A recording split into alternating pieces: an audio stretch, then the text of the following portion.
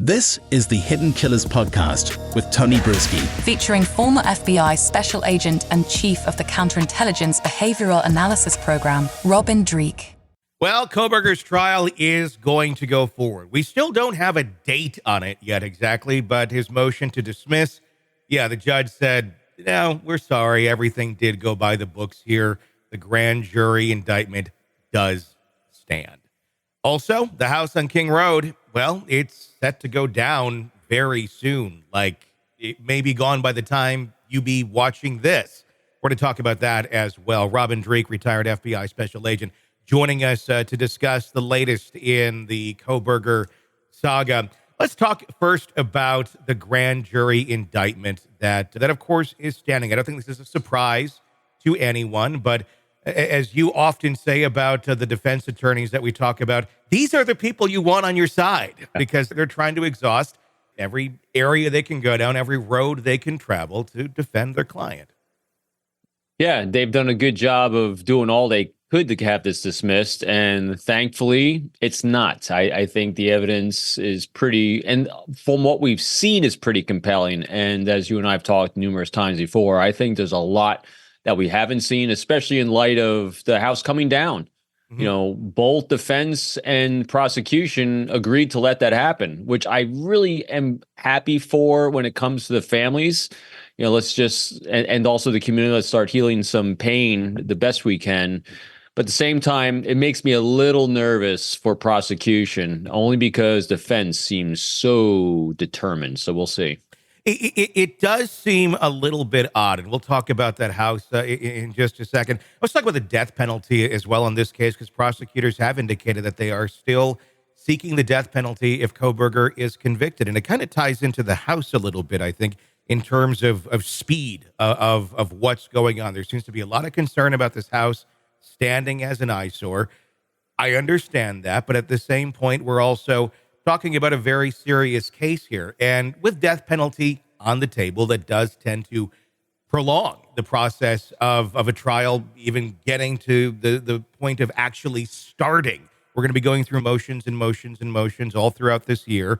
Maybe it'll start later this year. Maybe it'll later this year or the next. It really could kind of go anywhere. So if speed is a concern here to try and get, justice as much as you can for people who have been deceased, is death on a case like this still the right route to take? I know certainly we want justice served, but at the same point, if we're trying to get to a resolution here, having someone rot away in a cell for the rest of their life isn't also a very bad penalty to have if in fact he is guilty. It's a balancing act, isn't it? Yeah. Between prosecutors, families, victims, and what you can do with a judge and the defense. I mean, it's a lot of moving parts and pieces and data points to bring into bear here. And I still am on the side of families that are impacted. I'd rather have them feel whole than worry about the speed of the trial. And regardless of what happens, defense is going to be dragging this out as long as possible. I mean, she's just going to keep poking at everything humanly possible that she can. That's what she's paid to do. She's done it very well at it so far.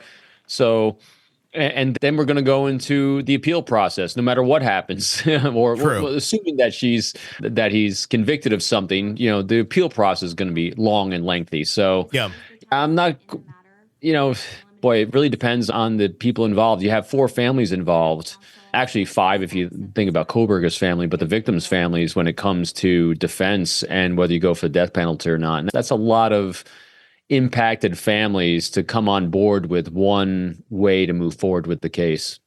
Very much so.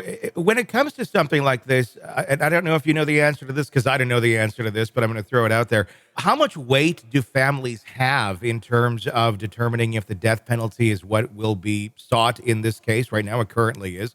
But do they weigh in with them? Is that a state-to-state type issue, or is that completely up to the prosecution in a case like this? I don't know, because I've never been on in that courtroom in that kind of situation. I have seen, just covering things like this with you and others, that in some cases, families and victims do weigh in pretty heavily. In other cases, a little less so. And I think we've heard enough from families on this one that I'm thinking that they are weighing in with prosecution on this. And obviously prosecutors do talk to families. They are involved with the families. And I it's hard to imagine they're not having a big impact on how to move forward with this. And again, what the prosecution is doing is they're weighing what they can reasonably accomplish, as well as what the needs, wants, and aspirations of the families are hoping to achieve as well. So they're also doing this balancing act between law, families' wishes, what they can achieve. I'm really going to be interested in this case more of what the prosecution has, because they seem to have a lot more than as most cases do, because we don't know what the prosecution has. But I think there's a lot here that we don't know. So it'll be really interesting to see how they move forward. I think prosecution also tends to be able to do more of what the family's wishes are if they feel they have a solid case, because they're able to kind of maneuver a little bit more, I think. Yeah, I mean, and speaking of the family's wishes, Steve Gonzalez, the father of Kaylee Gonzalez, speaking out this last week. As we know, the house is actually set for demolition December 28th. So again, by the time people are watching this, the house may be gone. It's a scary thing to think about, that it's going to happen that quickly. Gonzalez saying we don't have a trial date yet, but we have evidence being destroyed. It seems backwards, is what he told Ashley Banfield on News Nation. Yeah, I mean, I got to agree with that statement. I mean, weigh the benefits of tearing that house down with the negatives, the costs of tearing that house down. I still don't see the equation where it equals, let's tear the house down. Maybe I'd feel different if I was going to school there or working in that community and having to drive by that house on a regular basis. It's not a big town, so it would be, not difficult to have to see this thing every other day. But at the same point, maybe that's something we just have to endure. The people of Moscow just have to endure for the sake of justice for those 4 kids. What are your thoughts? I'm hoping the gamble pays off in tearing it down. You made some great points in the town of Moscow. When I was taking a look at all of what we're going to talk about today on this case, I was reminded of about a year ago when we were really starting to figure out all that was going on with Kohberger being arrested. And I remember taking a look at some video clips of the police that did a call on the house when there's a party there. It was a noise violation. And why I'm bringing that up, because there's an undercurrent, I think, that's in this town that we sometimes forget because we're focused on the case. And I think this is why the prosecution feels so solid in what they have. And when the officers responded to that house, there was a level of healthy communication they were having with the kids in that house, even when they were called back again later that night when they didn't calm down. That was very striking to me. What was very striking was that these officers that responded seemed to have a great relationship with the college kids. They seem to have a very solid relationship with the community. How the community came together. I've known some that I went to school in Idaho at this university, and they said it's a very tight community. And when you have a very tight community with good, healthy relationships like that, it allows crimes to be solved pretty rapidly because people feel safe and comfortable coming out and sharing information, which I think is why he was arrested. So when you look back at it, people didn't think it didn't happen quick enough, but I think it actually did happen pretty rapidly. And the corporal that was part of the police department that was in charge of that investigation, he did, I thought, a really good job of rallying all these agencies that were coming in as a corporal, young guy. That was kind of the single point of success or failure of this. That also doesn't happen unless you have good, strong, healthy relationships in here. And so what I think is that as a community that is trying to heal, whether it's by intent or just implication, they've implied this needs to go away because we're solid as a community. And I think the evidence that prosecution has is a large result of what the community is able to bring together in filling out all these nooks and crannies of this investigation, of this case that we're unaware of, because you have good, healthy, strong people and relationships that were able to kind of flush out the evil that entered their presence. And I think that's what we're kind of seeing as we're trying to figure out the maneuverings that prosecution is doing and the tearing down of the house, and that is dumbfounding that both prosecution and defense agreed to it. But I think it's because there's such a strong cohesion in that Moscow community.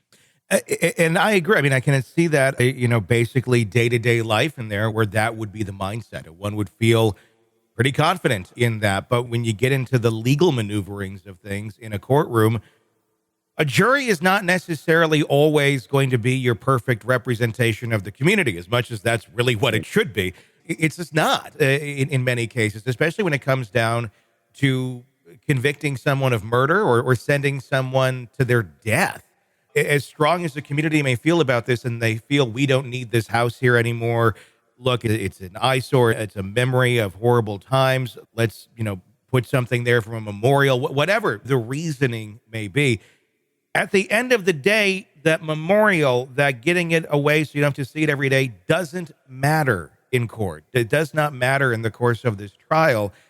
And is that just being overlooked, with not any sort of negative or malicious intent, but is that just kind of one of the things in this community that while on the surface is positive, could actually end up hurting them in the long run?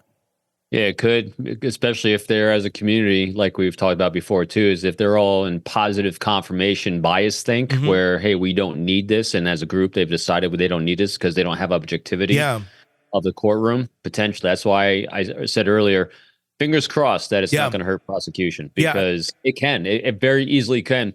I don't like getting rid of pieces of evidence, especially if you're going to have a jury that you want to feel emotionally connected to what happened, and walking them through, just like they did in the Alex Murdaugh case, being able to walk that jury through where this happened can be extremely impactful. So we'll see. Yeah, there's so many things that can change in this case. There's so many things that can be thrown out, even when they should be in. To count your ducks this quickly and assume that he is going to be convicted on this, I think is an error. I really do. And that's where I hope that this is reconsidered. But, ultimately we'll just have to see. And we'll see, too. There's one more element in this that I'd be very curious if they bring out with technology. The ability to walk people through it virtually in an immersion type situation is also a possibility. So I'll be very curious as to whether they start doing that in the courtroom. And I believe that is part of the plan. That is what they were doing in there with some of the cameras that they were taking. We're not talking, just going in there and filming and looking around and we all watch a video. I related it more to if you've ever looked at like a real estate site in recent years. You can do virtual tours of homes without ever having to even go into them. If you have like a VR headset, you could even do it that way. I know you do that. I have one. And it is pretty neat. It is pretty amazing. But at the same point, it's not the same thing. You're not smelling it. You're not feeling it. You are seeing it. It's there, but there is still a difference. There is still a difference. There's nothing that I think will ever quite make up, for that reality and being in that true setting where those crimes took place. I truly hope that after the verdict is stated, that you and I don't come on and talk about, boy, they should have kept that house standing. 100% agreed. Want to listen ad-free? Want advanced access to all of our interviews before anyone else? Become a True Crime Today Premium Plus subscriber on Apple Podcasts. You get every episode commercial-free. So you can binge on true crime until you can binge no more. Search True Crime Today Premium Plus on Apple Podcasts now, or go to our podcast page and sign up now. More of the Hidden Killers podcast next.